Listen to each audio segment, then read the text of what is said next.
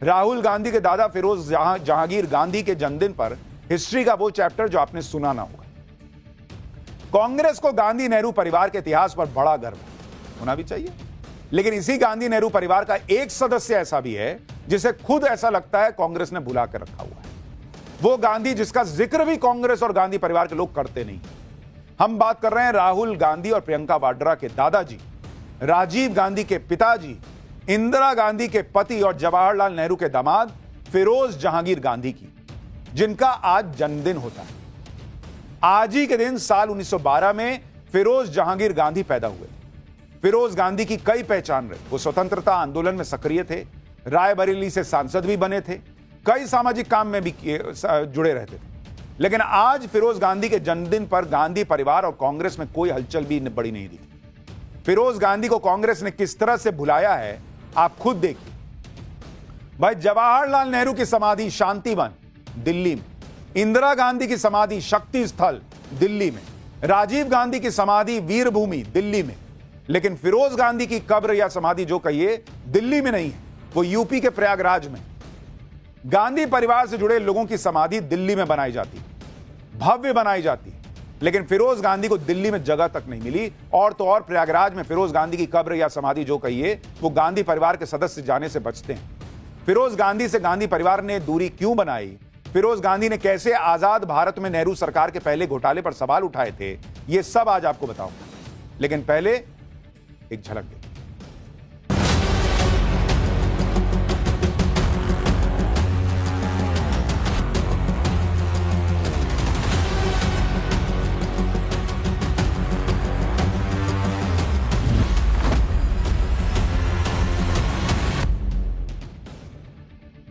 आज फिरोज गांधी का जन्मदिन है। उनका इतिहास और गांधी नेहरू परिवार के साथ उनके संबंधों का चैप्टर खोलूंगा, लेकिन पहले आप देखिए कि फिरोज गांधी के जन्मदिन पर कांग्रेस और गांधी परिवार ने क्या किया। भाई, ना राहुल गांधी का एक पोस्ट आया, ना प्रियंका वाड्रा का एक पोस्ट आया, ना कांग्रेस का एक पोस्ट आया कि भाई आज फिरोज गांधी का जन्मदिन। यानी गांधी परिवार और कांग्रेस के लिए फिरोज गांधी के लिए इतना टाइम भी नहीं था कि वो जन्मदिन पर उनको याद कर सके सोशल मीडिया पर। इतना ही नहीं, फिरोज गांधी की समाधि पर भी गांधी परिवार का कोई सदस्य सालों से नहीं गया है कहा जाता है। प्रयागराज में फिरोज गांधी की समाधि बदहाल स्थिति में है, कोई झांकने नहीं जाता वहां। राहुल गांधी अपने दादा फिरोज गांधी की समाधि पर 2008 में गए थे और उसके बाद 2012 के यूपी विधानसभा चुनाव से पहले नवंबर 2011 में गए थे, जबकि प्रियंका वाड्रा 2009 में अपने दादा की समाधि पर गई। नेहरू परिवार में फिरोज गांधी की ऑफिशियल एंट्री इंदिरा गांधी से शादी करने के बाद हुई। फिरोज गांधी और इंदिरा गांधी की शादी मार्च 1942 में हुई। फिरोज गांधी और इंदिरा की शादी को शुरू से ही बेमेल माना गया था। दरअसल फिरोज गांधी को लेकर कई तरह की चर्चाएं होती रहती। यह भी कहा जाता है कि शादी के कुछ समय बाद ही फिरोज और इंदिरा अलग अलग रहने लगे थे। पत्रकार कूमी कपूर ने अपनी किताब the Tatas, Freddie Mercury and other Bawas में लिखा है कि फिरोज और इंदिरा की शादी के बाद भी नेहरू ने अपनी बेटी इंदिरा पर कुछ ज्यादा ही अधिकार बनाए रखा। जब नेहरू भारत के प्रधानमंत्री बने तो उन्होंने जोर दिया कि इंदिरा उनकी आधिकारिक होस्टेस बनकर दिल्ली चले, लेकिन फिरोज ने दिल्ली जाने से की बजाय लखनऊ में रहना पसंद किया। फिरोज गांधी सहज स्वभाव के थे, लेकिन कई कांग्रेसी नेता फिरोज गांधी को हल्के चरित्र का व्यक्ति मानते थे। फिरोज गांधी अक्सर कॉफी हाउस में हंसी मजाक करते पाए जाते थे। उनकी छवि ऐसे व्यक्ति की थी जिनके आसपास कई महिलाओं के रहने की खबरें थी, कई महिलाओं से उनके संबंध। किताब में लिखा है कि एक समय फिरोज इंदिरा को तलाक देना चाहते थे। तलाक देकर वो लखनऊ की एक प्रतिष्ठित मुस्लिम परिवार की महिला से शादी करना चाहते थे, लेकिन जवाहरलाल नेहरू इसके खिलाफ थे और उन्होंने इसे रोक लिया। नेहरू नहीं चाहते थे कि इससे परिवार का नाम बदनाम हो। ये कूमी कपूर की किताब में लिखा हुआ है। फिरोज गांधी और इंदिरा गांधी के बीच संबंध सामान्य नहीं थे, यह भी कहा जाता है। इंदिरा गांधी से फिरोज गांधी की दूरियां बढ़ रही थी। इसी बीच 1959 में कुछ ऐसा हुआ जिसके बाद फिरोज गांधी ने इंदिरा को फासिस्ट तक कह दिया था। अप्रैल 1957 में केरल में लेफ्ट की सरकार बनी थी। यह कांग्रेस के लिए पहला चुनावी झटका था। लेफ्ट की सरकार ने केरल में कई सुधारवादी कदम उठाए, जिनको लेकर काफी विवाद भी हुआ। शिक्षा के क्षेत्र में सुधारों से अशांति पैदा हो गई, कई लोग जेल भेजे, कई मौकों पर पुलिस ने लाठीचार्ज किया। 1959 में इंदिरा गांधी कांग्रेस के अध्यक्ष थे। वो लगातार केरल सरकार को बर्खास्त करने का दबाव बना रही थी। 29 जून 1959 को कांग्रेस संसदीय बोर्ड की बैठक में केरल सरकार बर्खास्त करने की मांग की गई। 21 जुलाई 1959 को राष्ट्रपति ने केरल सरकार बर्खास्त करने के आदेश पर साइन कर दिया। केरल सरकार बर्खास्त करने के फैसले से नेहरू की लोकतांत्रिक छवि को गहरा धक्का लगा। नेहरू की जीवनी लिखने वाले एस गोपाल के मुताबिक इस फैसले से नेहरू की प्रतिष्ठा कलंकित हो गई थी। केरल सरकार बर्खास्त करने के फैसले से फिरोज गांधी भी खूब नाराज थे। इंदिरा ने इस फैसले से पल्ला झाड़ते हुए कहा कि बिना केंद्र के राजी हुए यह फैसला नहीं हो पाता। लेकिन फिरोज गांधी इस फैसले से भयंकर नाराज थे। स्वीडिश लेखक बर्टिल फॉक ने अपनी किताब फिरोज द फॉरगॉटन गांधी में लिखा है कि जैसे ही फिरोज गांधी को इंदिरा की जिद के बारे में पता चला तो वो काफी नाराज हुए। लंच के दौरान फिरोज और इंदिरा के बीच इस मुद्दे पर झगड़ा भी हुआ। फिरोज ने इंदिरा गांधी को फासिस्ट तक कह दिया। फिरोज गांधी वो नेता हैं जिन्होंने आजाद भारत के पहले फाइनेंशियल घोटाले का भी खुलासा किया था बॉस। ये साल 1958 की बात। उस समय प्रधानमंत्री जवाहरलाल नेहरू थे, यानी फिरोज गांधी के ससुर जी। फिरोज गांधी अक्सर नेहरू सरकार की टांग खींचा करते, कमियों और गलतियों के बारे में बताते रहते। इसी दौरान फिरोज गांधी ने LIC मुंदड़ा घोटाले का पर्दाफाश किया, जिससे उस समय देश की राजनीति में भूचाल आ गया। हरिदास मुंदड़ा कोलकाता के मारवाड़ी व्यापारी और सटोरिये थे। मुंदड़ा ने सरकारी तंत्र का इस्तेमाल करके अपना फायदा किया। LIC को अपनी संदिग्ध कंपनियों के शेयर ऊंचे दाम पर खरीदने को मजबूर किया। तो आज राहुल गांधी कहते हैं ना LIC का पैसा डुबा दिया मोदी ने, वो तो नहीं डूबा। उस जमाने में क्या हुआ था सुनिए। LIC को जब ये जबरदस्ती ये सब शेयर वेयर खरीदा दिया गया तो उससे LIC को उस जमाने में करोड़ों का नुकसान हुआ। हरिदास मुंदड़ा की कंपनियों का कोई अच्छा ट्रैक रिकॉर्ड भी नहीं था। मुंदड़ा की प्लानिंग थी कि LIC के निवेश की खबर से उसकी कंपनी के शेयर महंगे बिके। इस स्कैम का खुलासा फिरोज गांधी ने संसद में यह कहते हुए किया था कि उनके पास इसके सबूत हैं। फिरोज गांधी ने आरोप लगाया कि प्रधान वित्त सचिव HM पटेल और वित्त मंत्री TT कृष्णमाचारी ने LIC पर दबाव बनाया था। यह दावा भी किया गया कि उनके पास वित्त सचिव और वित्त मंत्री के बीच के कुछ गोपनीय पत्र भी हैं। आरोप लगने पर प्रधानमंत्री नेहरू ने बंबई उच्च न्यायालय के रिटायर्ड जस्टिस MC छागला की अध्यक्षता में जांच आयोग बना दिया। जस्टिस छागला ने 24 दिन में इस मामले की जांच पूरी कर ली और मुंदड़ा को जालसाजी का दोषी माना। जस्टिस छागला ने वित्त मंत्री, वित्त सचिव और LIC के कुछ अफसरों पर केस चलाने और पद से हटाने का निर्देश भी दिया। इसके फौरन बाद PM नेहरू ने वित्त मंत्री TT कृष्णमाचारी से इस्तीफा मांग लिया। इस घटना के बाद फिरोज गांधी और नेहरू के रिश्ते कहा जाता कि कभी सामान्य नहीं रह पाए। इंदिरा के बाद नेहरू से भी उनकी नहीं बन पाई। शायद यही वजह थी कि लोकप्रिय राजनेता होने के बावजूद फिरोज गांधी अपने आखिरी दिनों में अकेले पड़ते चले। फिरोज गांधी के बारे में यह कहा जाता था कि वो विपक्ष के अनऑफिशियल नेता थे। फिरोज गांधी कांग्रेस में थे और रायबरेली से सांसद भी थे, लेकिन वो गलत को गलत कहने से डरते नहीं थे। इसी वजह से फिरोज गांधी को उस समय विपक्ष का अनऑफिशियल लीडर कहा जाता था। हालांकि फिरोज गांधी के परिवार वालों को फिरोज का आजादी की लड़ाई में भाग लेना पसंद नहीं था। इससे जुड़ा एक किस्सा भी आपको बताता हूं, जिसके बारे में बर्टिल फॉक ने अपनी किताब फिरोज द फॉरगॉटन गांधी में लिखा है कि नेहरू परिवार के साथ फिरोज का उठना बैठना उनकी मां रतिमाई को अच्छा नहीं लगता। 1931 में मोतीलाल नेहरू के अंतिम संस्कार के लिए महात्मा गांधी इलाहाबाद आए थे। तब फिरोज की मां रतिमाई ने महात्मा गांधी से कहा कि वो फिरोज को समझाएं कि आजादी की लड़ाई जैसे खतरनाक काम से दूर रहें।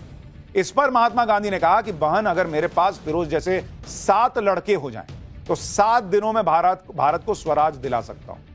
सोचिए, जिनके बारे में गांधी जी कह रहे हैं कि ऐसे नेता हैं फिरोज गांधी कि ऐसे 7 मेरे पास फिरोज गांधी हो जाएं तो 7 दिन में भारत को आजादी मिल जाए। उन फिरोज गांधी के आज जन्मदिन पे कोई याद करने वाला नहीं है उनको। और ये फिरोज गांधी का ही वो जो उनका पहले वो नाम कहा जाता कि फिरोज घांडी था, बाद में वो फिरोज गांधी हुआ, वही सरनेम ये गांधी परिवार में चला आ रहा। लेकिन जिनसे सरनेम आया उन्हीं को कोई याद नहीं कर रहा। आज फिरोज गांधी को गांधी परिवार ही भूल गया है ऐसा लगता है।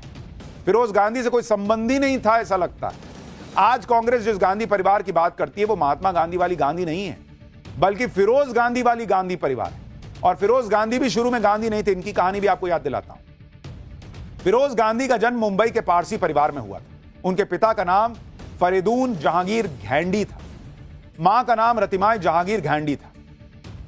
और वहां से यह आया है जो बाद में गांधी होके चला जा रहा है। फिरोज घैंडी कैसे फिरोज गांधी बने, इतिहासकार रामचंद्र गुहा अपनी किताब India after Gandhi the history of the world's largest democracy में इसके बारे में लिखते हैं कि फिरोज गांधी भी जवाहरलाल नेहरू के होम टाउन इलाहाबाद से थे। वो पारसी थे, उनका सरनेम पहले घैंडी था। हालांकि जब उन्होंने आजादी के लिए स्वतंत्रता आंदोलन में हिस्सा लिया तो वो अपना सरनेम महात्मा गांधी के सरनेम गांधी की तरह लिखने लगे। फिरोज गांधी का सरनेम बदलना उनकी पत्नी के लिए काफी अहम साबित हुआ। केवल कुछ भारतीयों को ही नहीं बल्कि कई विदेशी लोग ये मानने लगे कि वो इंदिरा गांधी किसी ना किसी तरह से महात्मा गांधी से जुड़ी हुई, जबकि वो घेंडी बाद में गांधी हुआ और वो फिरोज गांधी वाला गांधी था। लेकिन आज भी पब्लिक ऐसा सोचती है कि जैसे वो गांधी जी के परिवार से आए हुए ये लोग, लेकिन चला जा रहा है। गांधी सरनेम रह गया, फिरोज जी पता नहीं कहां बुला दिए गए। तो आज फिरोज गांधी जी का जन्मदिन था, तो हमें लगा कि आपको ये इतिहास भी याद दिलाना चाहिए। पाठशाला में अब अगली क्लास, जिसमें आपको बताऊंगा नेपाल में सुशीला बन गई नई प्रधानमंत्री। भारत के लिए बड़ी अच्छी खबर आई या नहीं? जेनजी में उबाल पैदा करने वाले नेपाल के उन नेपो किड्स के वीडियो जिन्हें देखकर आप दंग रह जाएंगे। भारत के पड़ोस में नेपाल जिस तरह से उथल पुथल के दौर से गुजर रहा है, उसमें 3 दिनों के असमंजस के बाद आज आखिरकार कई बड़े फैसले हुए। जेनजी ने तख्ता पलट तो कर दिया था, लेकिन 3 दिन से सहमति नहीं बन पा रही कि नेपाल को इन हालात में लीड कौन करेगा, नया पीएम बनेगा कौन। अब आखिरकार यह फैसला हो गया कि सुशीला कार्की नेपाल की नई प्रधानमंत्री होंगी। सुशीला कार्की का पीएम बनना भारत के लिए अच्छी खबर है या नहीं, यह आज आपको बताऊंगा। लेकिन आज नेपाल में यह फैसला हुआ कि वहां की संसद को भंग कर दिया गया। सुशीला कार्की अंतरिम सरकार चलाएंगी, क्योंकि तख्ता पलट के बाद से सरकार नाम की कोई चीज तो रही नहीं। सब कुछ इस वक्त सेना संभाल रही है। लूटपाट आगजनी के माहौल के बीच नेपाल में जरूरी था कि कोई नेता सामने आए, कोई अंतरिम सरकार बने जो नेपाल में उस नए पॉलिटिकल सिस्टम पर आगे बढ़े जिस नए पॉलिटिकल सिस्टम की मांग नेपाल के जेनजी कर रहे हैं। पुराने सिस्टम पर तो जेनजी को भरोसा नहीं, क्योंकि इस सिस्टम ने नेपाल को तबाह करके रख दिया था। यह वही जेनजी है जिसने 3 दिन पहले ओली सरकार को उखाड़ फेंका था और मंत्रियों नेताओं को दौड़ा दौड़ा कर पीटा था। नेताओं के आलीशान घरों को आग लगा दी थी, संसद भवन से लेकर सरकारी इमारतों तक को फूंक डाला। अब नई पीएम सुशीला कार्की से नेपाल के युवाओं को करप्शन फ्री सरकार की उम्मीद होगी, क्योंकि जेनजी आंदोलन की जड़ ही नेपाल के मंत्रियों और राजनेताओं का करप्शन था। नेपाल में राजशाही खत्म होने के बाद भी नेपाल के नेता खुद को राजा महाराजा समझ रहे थे और अपने राजसी ठाट बाट को मेंटेन करने के लिए जमकर भ्रष्टाचार कर रहे थे, जिसकी पोल उन नेताओं के बच्चे यानी नेपो किड्स खुद खोल दे रहे थे और अपनी ऐशो आराम की जिंदगी की रील्स बनाकर नेपाल के बेरोजगार युवाओं को चिढ़ा रहे थे। अपनी विदेश यात्राओं पर मौज मस्ती के वीडियो पोस्ट करके नेपाल के युवाओं की बेरोजगारी का मजाक बना रहे थे। नेपाल में इतने बड़े विद्रोह का बैकग्राउंड नेपो किड्स की लग्जरी लाइफस्टाइल के शो ऑफ ने तैयार किया। नेपाल में कई महीनों से सोशल मीडिया पर हैशटैग नेपो किड्स ट्रेंड कर रहा था, जिसमें युवा नेताओं के बच्चों के महंगे कपड़े, विदेशी यात्रा, लग्जरी कारों को दिखाते हुए अपने गुस्से का युवा इजहार कर रहे थे। आज आपको नेपाल के उन नेपो किड्स के बारे में वो डिटेल दिखाऊंगा जो आपने अब तक नहीं देखी, जिनके शो ऑफ से नेपाल में इतने बड़े विद्रोह का बैकग्राउंडर तैयार हुआ। आपको यह भी बताऊंगा कि नेपाल के नेता अपने बच्चों को ऐश करवाने के लिए कैसे नेपाल के युवाओं का हक छीन रहे थे। लेकिन पहले नेपाल के नेपो किड्स की अय्याशी और उसके खिलाफ जेनजी के गुस्से की एक झलक देखिए। नेपाल के जेनजी आंदोलनकारियों के गुस्से की सबसे बड़ी वजह यह थी कि नेपाल में राजशाही साल 2008 में खत्म हो गई, लेकिन नेपाल के मंत्रियों और नेताओं के बच्चों के राजसी ठाट-बाट खत्म होने का नाम ही नहीं ले रहे थे। इसलिए नेपाल के युवाओं का गुस्सा नेपो किड्स पर भी फूट पड़ा। नेपाल में सबसे ज्यादा ट्रोल होने वाली नेपो किड का नाम है श्रृंखला खातीवाड़ा, जो नेपाल के पूर्व स्वास्थ्य मंत्री विरोधी खातीवाड़ा की बेटी है। उनकी मां भी विधायक हैं। 29 साल की श्रृंखला 2018 में मिस वर्ल्ड नेपाल रह चुकी है। वो इंस्टाग्राम पर काफी एक्टिव रहती है। उनकी एक एक रील, एक एक वीडियो आप देखते जाइए। आप नेपाल की इस नेपो किड की ये रील देखिए, जिसमें उनकी लग्जरी लाइफस्टाइल का पता चलता है। श्रृंखला नेपाल में कम और विदेशी यात्राओं पर ज्यादा रहती थी। लंदन, अमेरिका, स्विट्जरलैंड जैसी जगहों पर घूमते हुए रील्स पोस्ट किया करती थी। अब नेपाल के युवाओं को आग लग रही थी कि भाई हम तो यहां बेरोजगार बैठे हैं, ये देखिए कहां घूम रही है। श्रृंखला खातीवाड़ा जैसे नेपो किड्स की लाइफस्टाइल देखकर ही नेपाल के जेनजी का सब्र जवाब दे रहा है।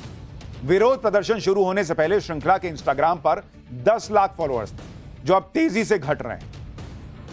नेपाल के पूर्व प्रधानमंत्री शेर बहादुर देउबा के घर को भी जला दिया गया। देउबा और उनकी पत्नी को पीटा गया था, जिनकी बहू शिवना श्रेष्ठा भी सोशल मीडिया पर अपनी रईसी का खूब प्रदर्शन करती थी। नेपाल के जेनजी के निशाने पर थी। शिवना की शादी पूर्व पीएम देउबा के बेटे जयवीर सिंह से हुई, जिनकी आलीशान शादी के वीडियोज ने नेपाल के जेनजी के गुस्से को और बढ़ा दिया, जो सोशल मीडिया पर लिख रहे थे कि देखो नेपाल के टैक्स पेयर्स के पैसों को नेपो किड्स की शादियों पर कैसे लुटाया जा रहा है। नेपाल के पूर्व पीएम देउबा के बेटे और बहू की तस्वीरें और वीडियो वायरल हो रहे हैं, जिनमें वो बहुत ही शानदार जिंदगी बिताते दिख रहे हैं। लग्जरी होटल, महंगे महंगे ब्रांडेड कपड़े, कैंडल लाइट डिनर चल रहा है। नेपो किड्स के ऐश की तस्वीरें नेपाल के युवाओं के मन में नफरत के बीज बो रही। नेपाल के एक और पूर्व प्रधानमंत्री पुष्प कमल दहल प्रचंड के खिलाफ भी नेपाल के युवा प्रचंड गुस्से में, जिन्होंने अपनी पोती स्मिता बहल की शादी दिसंबर 2024 में और शादी में करोड़ों रुपए पानी की तरह बहा दिया। शादी के जो वीडियो आए थे उन्हें देखकर सोशल मीडिया पर गुस्सा फूट पड़ा। नेपाल की नेपो किड स्मिता दहल भी अपने महंगे लाइफस्टाइल के लिए सोशल मीडिया पर सुर्खियां बटोरती रही। महंगे महंगे लग्जरी ब्रांड्स के हैंडबैग, उसके साथ तस्वीरें पोस्ट कर रही। नेपाल के पूर्व कानून मंत्री बिंदु कुमार थापा के बेटे सौगत थापा का तो अलग ही जलवा है, जो लग्जरी सामान के साथ अपनी लैविश लाइफ का सोशल मीडिया पर जमकर शो ऑफ करते हैं। प्रोटेस्ट के दौरान सौगत थापा की एक तस्वीर खूब चर्चा में आई, जिसमें उसने क्रिसमस मनाने के लिए अपने महंगे ब्रांडेड जूतों के डिब्बों से पूरा का पूरा क्रिसमस ट्री बना दिया। इतना जूता है भाई के पास। इससे लोगों ने कहा कि इसकी अय्याशी और ऐश भरी जिंदगी का पता चलता है कि जूते के डब्बे इतने हैं कि उससे क्रिसमस ट्री बना दिया भाई। नेपाल के बाकी नेपो किड्स की तरह नेपाल के पूर्व कानून मंत्री का बेटा भी अपने महंगे शौकों की रील्स बनाकर नेपाल के युवाओं को चिढ़ा रहा था। नेपाल में नेपो किड्स की लग्जरी लाइफस्टाइल को देख देखकर नेपाल के जेनजी का पारा चढ़ा हुआ। जेनजी खुलकर सोशल मीडिया पर कह रहे थे कि भ्रष्ट नेता देश को लूटकर अपने बच्चों को अय्याशी करवा रहे हैं। नेपाल के एक न्यूज पोर्टल की रिपोर्ट के मुताबिक नेपाल में प्रधानमंत्री और उप प्रधानमंत्री की सैलरी सिर्फ 77,280 रुपए, जबकि नेपाल में एक मंत्री की मासिक सैलरी 72,310 रुपया है। मुख्य विपक्षी दल के नेता की तनख्वाह 72,310 रुपया। नेपाल के राज्य मंत्री को हर महीने करीब 69,000 रुपए की सैलरी मिलती है और सांसदों को तो 66,530 रुपया। पब्लिक पूछ रही है कि इनमें से किसी की सैलरी लाख रुपया के पार नहीं है, तो इनके बच्चे ऐसे लग्जरी लाइफस्टाइल कैसे जी रहे हैं? इतना बड़ा बड़ा इन्होंने महल कैसे बना लिया? जाहिर है इतनी कम सैलरी में तो सिर्फ सिंपल लाइफस्टाइल मेंटेन हो सकता है, लेकिन नेपाल में सिर्फ मंत्री ही नहीं, नेताओं और सांसदों की जिंदगी भी ऐश में कट रही। और यह कैसे मुमकिन हो रहा था, इसका पता ग्लोबल वॉच की रिपोर्ट से पता लगता है, जिसके मुताबिक नेपाल के पूर्व पीएम केपी ओली के स्विट्जरलैंड के एक बैंक में 41 करोड़ रुपए जमा है। पूर्व पीएम पुष्पकमल दहल की दुबई में करोड़ों रुपए की संपत्ति है। नेपाल के कई नेताओं और मंत्रियों ने दूसरे देशों में करोड़ों अरबों रुपए का निवेश किया हुआ है। नेपाल के युवाओं का यही तो आरोप है कि भ्रष्टाचार के इसी पैसे से नेता अपने बच्चों को अय्याशियां करवा रहे हैं। लेकिन जब जेनजी की सहमति से नेपाल में नई सरकार का गठन हो गया, सुशीला कार्की ने अंतरिम प्रधानमंत्री पद की शपथ ले ली है। सुशीला कार्की कौन है, आपको यह भी जानना चाहिए। देखिए, यही शपथ ले रही है। सुशीला कार्की ने 1975 में बनारस हिंदू यूनिवर्सिटी से पॉलिटिकल साइंस में एमए किया था। 73 साल की सुशीला कार्की 2016 में नेपाल की पहली महिला चीफ जस्टिस बनी। चीफ जस्टिस रहते हुए उन्होंने भ्रष्टाचार के खिलाफ कई बार सख्त बयान दिए। सुशीला कार्की का नेपाल का नया पीएम बनना भारत के लिए अच्छी खबर है या नहीं, यह भी आपको देखना जरूरी है, क्योंकि इससे पहले नेपाल के पीएम केपी शर्मा ओली के कार्यकाल में उनके भारत विरोधी रुख ने भारत नेपाल के संबंधों में बड़ी दरार डाली थी। लेकिन सुशीला कार्की के आने से भारत नेपाल के लिए बड़ा मौका है कि वो अपने संबंधों को मजबूत करें। सुशीला कार्की खुद कह चुकी हैं कि वो पीएम मोदी का सम्मान करती हैं और भारत के साथ संवाद और सहयोग बढ़ाने की इच्छा रखती हैं। सुशीला कार्की ये भी कह चुकी हैं कि नेपाल और भारत के आम लोगों के बीच सदियों से दोस्ती, भाईचारा और सम्मान रहा है, जिसे मजबूत किया जा सकता है। पहले नेपाल के पीएम ओली चीन के प्रभाव में भारत का विरोध करते थे, लेकिन सुशीला कार्की से उम्मीद होगी कि वो भारत से रिश्तों को तरजीह देंगी। लेकिन अब आज की डेट में कौन नेता क्या निकल जाए बाद में कहा नहीं जा सकता। फिलहाल उम्मीद है कि भारत से नेपाल के संबंध पहले की तरह बेहतर, लेकिन अब उस रिश्तों के खजाने में क्या है ये तो भविष्य बताए। फिलहाल आपको अगला चैप्टर बताता हूं कि मथुरा के बांके बिहारी के खजाने में क्या है। 54 साल बाद खुलने जा रहा मथुरा के बांके बिहारी का खजाना, क्या क्या निकलने वाला है, कितना सोना, कितना चांदी, कितने जवाहरात। बांके बिहारी के खजाने की चकाचौंध हैरान कर देगी क्या, अब इसका चैप्टर। वृंदावन के बांके बिहारी मंदिर की चर्चा पूरे देश में होती है, लेकिन बहुत कम लोग ये जानते हैं कि बांके बिहारी मंदिर के एक तहखाने में खजाना भी है, जो तहखाना पिछले 54 साल से खुला ही नहीं। For more of such videos, do like, share and subscribe to ET Now Swadesh.